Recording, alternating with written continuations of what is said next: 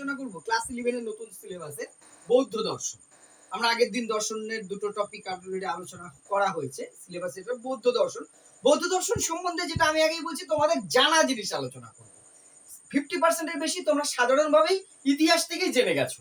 বৌদ্ধ দর্শন, বৌদ্ধ ধর্মের সাথে রিলেটেড। আমরা প্রথমে বলেছি ভারতীয় দর্শনের বৈশিষ্ট্য বলতে যে ভারতীয় দর্শনগুলো কি ধর্মের সাথে সম্পর্কযুক্ত।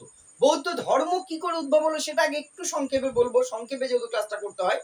যে হিন্দু ধর্মে বা সনাতন ধর্মে কি দেখা গেল, ধীরে ধীরে পূজা, যাগযজ্ঞ, পশু বলি, আচার বিচার এগুলোকে বেশি প্রাধান্য দিতে লাগলো। কিছু পুরোহিত শ্রেণী, কিছু রাজা জমিদার, তারা আচার বিচারকে সাধারণ মানুষ ধীরে ধীরে ডিটাচ হয়ে গেল।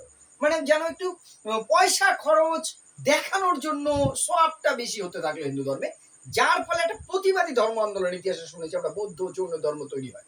তো গৌতম বুদ্ধ সেখান থেকে একটা নতুন ধর্মমতের প্রচার করলেন, তাই হচ্ছে বৌদ্ধ ধর্ম নামে পরিচিত। এই বৌদ্ধ ধর্মের যে মূল ধর্মগ্রন্থ তোমরা জানো, মূল ধর্মগ্রন্থ কি? ত্রিপিটক। এই ত্রিপিটক এবং বৌদ্ধ ধর্মকে কেন্দ্র করে একটা নতুন দর্শন গড়ে ওঠে গৌতম বুদ্ধের বাণী এবং দর্শনকে নিয়ে, তাই হচ্ছে বৌদ্ধ ধর্ম নামে, বৌদ্ধ দর্শন নামে পরিচিত। ত্রিপিটকের তিনটে সূত্র: বিনয় পিটক, সূত্র পিটক, অভিধম্ম পিটক। বিনয় পিটকে সমস্ত নীতিগুলো, আচার আচরণ বলা আছে। সূত্র পিটকে ধর্মীয় যে সূত্রগুলো বলা আছে। অভিধম্ম পিটকের জীবন দর্শন সম্পর্কে বলা আছে। এই হচ্ছে বৌদ্ধ দর্শনের মূল ভিত্তি। তাহলে মূল জায়গাটা কোথা থেকে এসে? গৌতম বুদ্ধ।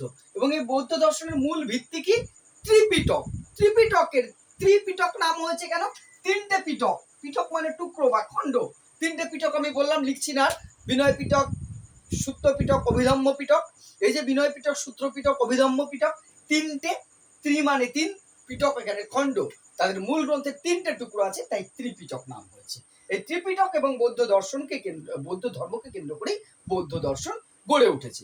এবার আমরা দর্শনের মূল তিনটি জিনিস পড়ছি, যেহেতু সিলেবাসে বলা আছে কি কি: অধিবিদ্যা, জ্ঞানবিদ্যা বা এপিস্টেমোলজি, এবং মূল তত্ত্ব বা নীতিবিদ্যা।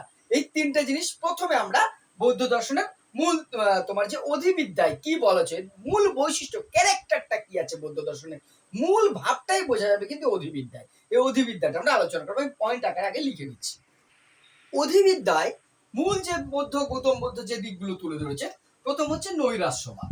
এই নৈরাশ্যবাদ বা দুঃখবাদ হচ্ছে মানুষের যে নিরাশা বা দুঃখ একটা কমন ফ্যাক্টর প্রত্যেকটা মানুষের। আমি পরে আর্য সত্য পড়াবো, যেখানে আমি নীতিতত্ত্ব মূল বিদ্যা পড়াবো, সেখানে বলবো এই নৈরাশ্যবাদটা আসে মানুষের অজ্ঞানতার কারণ। আমাদের যখনই জ্ঞানের অভাব, সঠিক জ্ঞান আমার মধ্যে যখন নেই, তখনই আমার মধ্যে কি হয়? নিরাশা চলে আসে, ঠিক আছে, বা দুঃখ চলে আসে। এটাকেই বলা হচ্ছে নৈরাশ্যবাদ। বাস্তববাদ, বৌদ্ধ দর্শনে কিন্তু রিয়েলিস্টিক বিষয়টাকে বেশি গুরুত্ব দেওয়া হচ্ছে, বাস্তবটাকে বেশি গুরুত্ব দেওয়া হচ্ছে। ভাগ্যবাদ, কি হতে পারতো, কি হবে, এগুলো নিয়ে আলোচনা কম করা হয়েছে। এটাকে বাস্তব বিষয় নিয়ে গৌতম বুদ্ধ বিশেষ গুরুত্ব দিয়েছেন, বাস্তবটাকে তুলে ধরেছেন, তাই এটাকে বলা হচ্ছে বাস্তববাদ। অজ্ঞেয়বাদ, অজ্ঞেয়বাদ মানে হচ্ছে অদৃষ্ট ভাগ্য, যেটা আমি যেখানেও বললাম বাস্তবের ওখানে ভাগ্য অদৃষ্ট বলে কিছু আছে, এইগুলো নিয়ে আলোচনায় গৌতম বুদ্ধ বিরত থাকার কথা বলেছেন, যে না, এইগুলো কখনো একটা মানুষের জীবনের গুরুত্বপূর্ণ হতে পারে না। এই যে সমস্ত বিষয় নিয়ে বিরত থাকাটা কি বলা হচ্ছে? অজ্ঞেয়বাদ।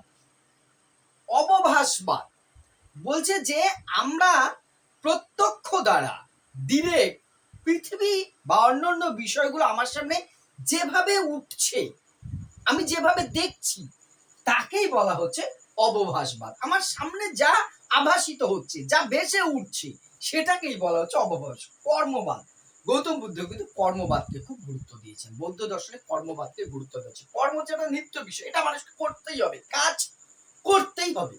এবং এই আমার বর্তমান কাজের ওপর আমার পাস্ট কাজ, ফিউচার কাজ কোনোটাই প্রভাব বিস্তার করবে। অর্থাৎ কাজ করার ক্ষেত্রে আমি অতীতে কি করেছিলাম সেটা মনে রাখলে এখন চলবে না, ভবিষ্যতে আমার কি হতে পারে সেটা মনে রাখলে চলবে না। আমার এক প্রেজেন্ট সিচুয়েশনকে বিচার করে আমাকে কাজ করার কথা বলেছে। কতটা রিয়েলিস্টিক বিষয় একবার ভাবো, যে আমার এখন যে কাজটা করবো আমি প্রেজেন্ট সিচুয়েশনকে শুধু ভাববো, অতীতে কি হয়েছে আমার ভাবলে এই কাজের উপর তার প্রভাব পড়বে, ফিউচারে কি হতে পারে সেটা ভাবলে এই কাজের উপর প্রভাব পড়তে পারে। এটাকে বলা হচ্ছে কর্মবাদ। আর হচ্ছে অনিত্যবাদ। অনিত্যবাদ মানে যে মূল বিষয়টা কিন্তু পরিবর্তনশীল নয়, এই বিষয়টাকে এখানে গুরুত্ব দেওয়া হয়েছে। পৃথিবীর বিভিন্ন সত্য বা বিষয়টাকে অপরিবর্তনীয় হিসাবে বর্ণনা করা হয়েছে বৌদ্ধ দর্শনে। এই হলো মোটামুটি বৌদ্ধ দর্শনের অধিবিদ্যা। এবার জ্ঞান বিদ্যা, যেটা একটা দর্শনের মূল বিষয়, জ্ঞান বিদ্যা, জ্ঞান কি করে অর্জিত হবে সেইটা আমরা আলোচনা করব বৌদ্ধ দর্শনের জ্ঞান তত্ত্ব বা এপিস্টেমোলজিতে।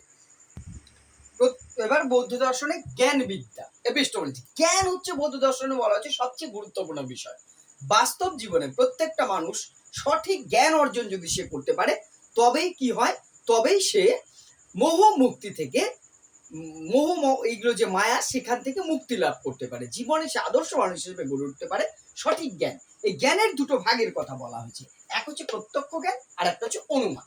প্রত্যক্ষ কি, যেটা ইন্দ্রিয় দ্বারা সরাসরি আমরা জ্ঞান অর্জন করি, সেটাকেই বৌদ্ধ দর্শনে বলা হচ্ছে প্রত্যক্ষ জ্ঞান। ইন্দ্রিয়, চোখ কান নাক জিভ ত্বক, এই যে পাঁচটা ইন্দ্রিয়, এর সাথে আমাদের যে তোমার যে সিক্স সেন্স আছে সেটাকেও ধরে রয়েছে, মনকেও ধরা হয়েছে। এই ইন্দ্রিয় দ্বারা আমরা যে ডাইরেক্ট যে জ্ঞান অর্জন করছি সেটাকে বলা হচ্ছে তোমার যে প্রত্যক্ষ জ্ঞান। এই প্রত্যক্ষ জ্ঞানকে আবার দুই ভাগে ভাগ করা হয়েছে, এক হচ্ছে নির্বিকল্প, আমরা আগের দর্শনেও পড়েছি, আর একটা হচ্ছে সবিকল্প। নির্বিকল্প মানে যে জ্ঞানে জ্ঞান লাভ করছি কিন্তু সেই বস্তুটা সম্পর্কে জানতে, আমি তার নির্গুণ ভাবে তার শুধু জ্ঞান লাভটা করছি, তার সাধারণ বৈশিষ্ট্যগুলো জানছি, তাকে স্পেসিফিক ভাবে জানছি না, তার রূপ গন্ধ বর্ণ সেটা আমার কাছে ইম্পর্টেন্ট নয়, বস্তুটাই শুধু ইম্পর্টেন্ট, সেটা হচ্ছে নির্বিকল্প। এইবার তাকে যখন স্পেসিফিক জানছি, তার ক্যারেক্টার গুলো জানছি, সেই জ্ঞানটাকে বলা হচ্ছে সেই প্রত্যক্ষটাকে বলা হচ্ছে সবিকল্প। অর্থাৎ একটা পাখি, ইন জেনারেল পাখি সম্বন্ধে ধারণা, এটা হচ্ছে নির্বিকল্প। এইবার কোনটা কোন পাখি, কোন পাখির কি বৈশিষ্ট্য, সেইটা যখন যাচ্ছি সেটা হচ্ছে সবিকল্প। আর অনুমান, অনুমান হচ্ছে যেখানে আমার সরাসরি ইন্দ্রিয় গ্রাহ্য বিষয় নয়, কিন্তু তার সম্বন্ধেও আমি জ্ঞাত হচ্ছি, জানতে পারছি, তাকে বলা হচ্ছে অনুমান। এবার এখানে বৌদ্ধ দর্শন আরো দুটো জিনিসকে গুরু হচ্ছে, যে মানুষের, এটা জ্ঞান তত্ত্বের মধ্যে বলা হচ্ছে, শ্রেণী বিভাগের মধ্যে নয়, কিন্তু মানুষের দু রকমের গুণ হয়, গুণের দুই প্রকার হয়, দুটো গুণ আছে মানুষের, একটা ভালো গুণ আর একটা মন্দ গুণ। ভালো গুণ কোনগুলো বলছে, চেতনা, স্পর্শ, বেদনা, অর্থাৎ কোনো বিষয় সম্বন্ধে আমি কনসাস হচ্ছি, আমি স্পর্শ করে কোনো অনুভূতি পাচ্ছি, কোনো কারোর দুঃখ দেখে আমি বেদনা অনুভব করছি, এগুলো ভালো গুণ। আর মন্দ গুণ কি, মোহ, নির্লজ্জতা, অনুতাপী, মায়ায় জড়িয়ে যাচ্ছি, আমার কোনো লজ্জাবোধ নেই, কোনো খারাপ আচরণ করে আমার অনুতাপ হচ্ছে না, সেইটাকে বলা হচ্ছে মন্দ গুণ। এই দুই প্রকারের গুণের কথাও কিন্তু বলা হচ্ছে, হলো জ্ঞান তত্ত্ব। এইবার আসছি আমরা নীতি তত্ত্ব বা মূল তত্ত্ব, আমি বোর্ডওয়ার্কটা করে নিয়ে তারপরে সেটা আলোচনায় আসছি। এইবার মূল নীতি তত্ত্বের দুটো জিনিস, প্রথমে আমি একটা জিনিস জানবো যে আর্য সত্য, রিয়েল ট্রুথ। জীবনে, পৃথিবীতে চারটে সত্যের কথা বলেছে মানব জীবনে গৌতম বুদ্ধ, যে চারটি সত্যি আছে। কি কি? প্রথম হচ্ছে জীবন দুঃখময়, মানে জীবনে কি থাকবে, দুঃখটা আছে, প্রত্যেকের জীবনে জীবন দুঃখময়। আমাদের জীবনে কার জীবনে দুঃখ নেই বলতো? টাটা, আম্বানি, বিড়লা থেকে শুরু করে সাধারণ আমরা মতন মধ্যবিত্ত, একদম গরিব, নিম্নবর্গ, আরো গরিব, সবার জীবনে কেউ কিন্তু দুঃখহীন নয়। গৌতম বুদ্ধ এটাই বলেছে, জীবন দুঃখময়। মানুষের জীবন, মানুষ হিসেবে জন্মেছি মানে প্রত্যেকটা মানুষের দুঃখ আছে। এবার দুঃখ কি? দুঃখ এমনি এমনি না, বলছে দুঃখের কারণ আছে। দুঃখ শুধু এমনি দুঃখ নয়, দুঃখের কি কি আছে, কারণ আছে। এমনি এমনি দুঃখ পাই না, এ দুঃখের কারণ আছে, কারণটা বলছি পরে। বলছে দুঃখের কারণটা কি? কারণ হচ্ছে আমার দুঃখের কারণ আমি নিজে। একটা সিম্পল উদাহরণ দিচ্ছি, দেখবে কেউ 30 পেয়েও পরীক্ষা আনন্দ করছে, কেউ 80 পেয়েও দুঃখ করছে। কারণটা কি? সে আগে এক্সপেক্ট করে আছে আমি 90 পাবোই, 90% মার্ক পাবো, এবার কোনো কারণে সে পেল না, এবার সে দুঃখ হচ্ছে তার। সে যদি এক্সপেকটেশনটা তার না থাকতো, পরীক্ষা দিয়েছি মোটামুটি একটা রেজাল্ট হলে আমি খুশি, তাহলে সে 80 পেলে কিন্তু চমৎকার রেজাল্ট হয়েছে বলে সে লাভ হতো, বাবা 80% নম্বর পেয়ে গেছেন। কিন্তু সে আগেই তো আশা করে আছে এত পেতে হবে আমাকে, এই যে এটাই আমার দুঃখের কারণ। আমরা স্যাটিসফাইড হই না, আমরা চাওয়াটা এতটাই বেশি। গৌতম বুদ্ধ সেটাই বলেছে যে দুঃখের কারণ আছে, এমনি এমনি দুঃখ হয় না, দুঃখের কারণ আছে। এবার কি? দুঃখ নিরাময় সম্ভব, এই দুঃখের নিরাময় করা যায়, এই দুঃখকে দূর করা সম্ভব। এই দুঃখ বুঝে কারণ কি? দুঃখের কারণ আছে যেহেতু কারণ যারা আছে, একটা অসুখের যদি কারণ থাকে, সেই কারণটা যদি আমি ধরতে পারি, ডাক্তার কেন রিপোর্ট করতে দেয়? যে কারণটা ধরে কেন এই জ্বরটা বারবার আসে, টাইফয়েড টেস্ট করছে, ম্যালেরিয়া টেস্ট করছে, এটা কেন করছে? দুঃখের কারণ আছে, কারণটা জানতে, কারণ যখন জানলো নিরাময় করা সম্ভব। এইবার লাস্ট আর্য সত্য বলছে নিরাময় করার উপায় আছে। তাহলে জীবন দুঃখময়, দুঃখের কারণ আছে, দুঃখ নিরাময় করা সম্ভব এবং দুঃখ নিবারণের উপায় আছে। উপায় কি? উপায় হিসেবে গৌতম বুদ্ধ বলছে অষ্টাঙ্গিক মার্গ। অষ্টাঙ্গিক, অষ্ট মানে আট, মার্গ মানে পথ। আটটা অঙ্গে বা 8 প্রকারের রাস্তা আছে। এই 8টি রাস্তা, 8টি পথ যদি আমি অবলম্বন করি, 8টি উপায় যদি অবলম্বন করি, এই যে দুঃখ নিবারণের উপায়, এই উপায়টাই হচ্ছে অষ্টাঙ্গিক মার্গ। এই 8টা পথ তিনি বাতলে দিয়েছেন। এই 8টা পথ যদি মানুষ অনুসরণ করে, তাহলে তার জীবনে আর দুঃখ থাকবে না। কি সে অষ্টাঙ্গিক মার্গ? তোমরা ছোটবেলার থেকে পড়েছো। প্রথম হচ্ছে সম্যক দৃষ্টি, আমাদের দৃষ্টিভঙ্গি সঠিক জ্ঞানের প্রতি যদি থাকে, সেটা হচ্ছে সম্যক দৃষ্টি। সম্যক সংকল্প, আমাকে সম্যকটাকে সৎ হিসেবে বলতে, সৎ সংকল্প, আমার যে সংকল্প, আমার যে জীবনের উদ্দেশ্য, সেইটা সম্যক হতে হবে, সঠিক হতে হবে, আমরা ডাইভার্ট হয়ে যাই, সেটা যেন না হয়। বাক, আমার যে কথাবার্তার মধ্যে সংযম থাকা দরকার, সম্যক বাক দরকার। সম্যক কর্ম, আমি যে কাজকর্ম করব সেটা সৎ হওয়া চাই, অন্যকে ঠকানো, অসৎ আচরণ, আমার জ্ঞানের বাইরে যে কাজ, সেটা যাতে না হয়, সেটাকে বলা হচ্ছে সম্যক অজীব। অজীব মানে হচ্ছে তোমার যে, এটাকে বলা হচ্ছে আমরা যে জীবিকা নির্বাহ করছি, যে কাজ প্রফেশন, সেইটা কি করতে হবে? সৎ হতে হবে। সম্যক ব্যায়াম, আমরা আচার আচরণ নিষ্ঠার সাথে পালন করতে হবে। স্মৃতি, আমার যে চিন্তা ভাবনা, সবকিছু সৎ হতে হবে। যদি এই 7টা করতে পারি, 8 নম্বর সম্যক সমাধি। সমাধি মানে মৃত্যুর পর শুয়ে দেয় সেই সমাধি নয়, এখানে আমি এই সমস্ত জীবনের যে দুঃখের ঊর্ধ্বে উঠে আনন্দে জীবনযাপন করতে পারবো।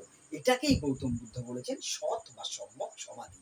এই যে এই 7টা পয়েন্ট যদি আমি মানি, 8 নম্বর পয়েন্টে যে জীবনের যত দুঃখ আছে, সেই দুঃখকে ওভারকাম করে আমি একটা আনন্দে জীবন কাটাতে পারবো, যেখানে আমার কোনো দুঃখ থাকবে না, যন্ত্রণা থাকবে না, বেদনা থাকবে না, তাকেই বলা হচ্ছে সম্যক সমাধি। এই হলো মোটামুটি বৌদ্ধ দর্শন। তাহলে বৌদ্ধ দর্শনের প্রবক্তাকে গৌতম বুদ্ধ স্বয়ং। তাই এর মূল বিষয়টা কি? ত্রিপিটক। কোন ভাষায়?